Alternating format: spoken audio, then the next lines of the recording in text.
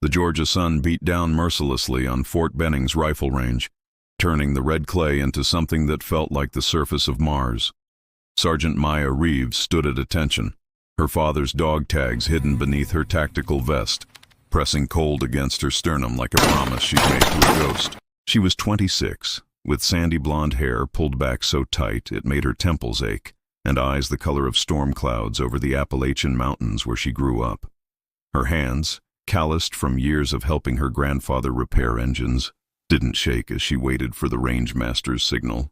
Around her, 18 male soldiers whispered and laughed, their voices carrying on the wind like razors. They always laughed. At first, it had cut deep. Now, Maya had learned to let it slide off her like rain on waxed canvas.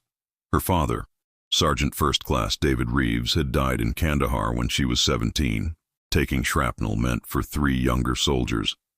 He'd never seen her graduate, never knew she'd followed him into the army, but she wore his tags anyway, and every morning she touched them, remembering his last letter.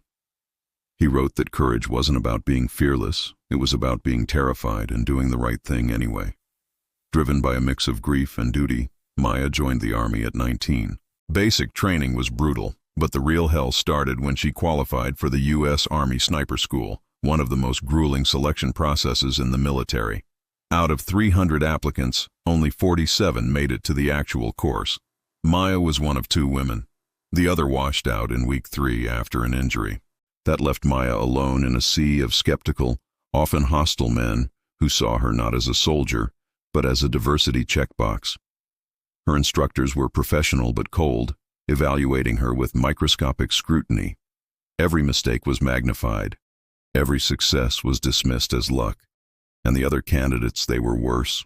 Some ignored her. Some sabotaged her gear. And some, like Corporal Travis Hendricks, a thick-necked ranger from Texas, made it their personal mission to break her. "Reeves," Hendricks called out now, his voice dripping with fake concern. "You sure you don't want to call your mom? This next drill is pretty intense. Wouldn't want you to chip a nail." The men around him snickered. Maya didn't respond. Silence was her armor. The rangemaster, a grizzled master sergeant named Kowalski, finally stepped forward. "All right, listen up," he barked. "This is your final qualification. You'll be shooting at targets between 800 and 1200 meters. Wind is gusting southwest at 15 miles per hour. You'll have atmospheric pressure changes affecting your ballistics. Each of you gets 3 shots. Hit center mass on at least 2, you pass. Miss twice, you're out. Reeves, you're up first." A ripple of surprise went through the group. Putting Maya first was either a gesture of respect or a setup for public humiliation. She suspected the latter. Hendricks grinned. "Yeah, let's see the diversity hire show us how it's done." Maya walked to the firing line, her M110 sniper rifle feeling like an old friend. She dropped into a prone position, feeling the heat of the clay seep through her uniform, and began her breathing cycle. Slow in, slower out. Her heart rate dropped. The world narrowed to the scope's reticle and the distant target, a silhouette barely visible through the heat shimmer. Behind her, someone muttered, "$5 says she chokes." Maya tuned them out. It was just her, the rifle, and her father's promise. This story is just the beginning of Maya's journey. What do you think happens next? Does she pass the test and shut down the doubters? Let me know your predictions in the comments below.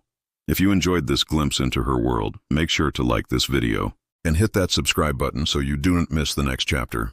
Thanks for watching, and we'll see you in the next one.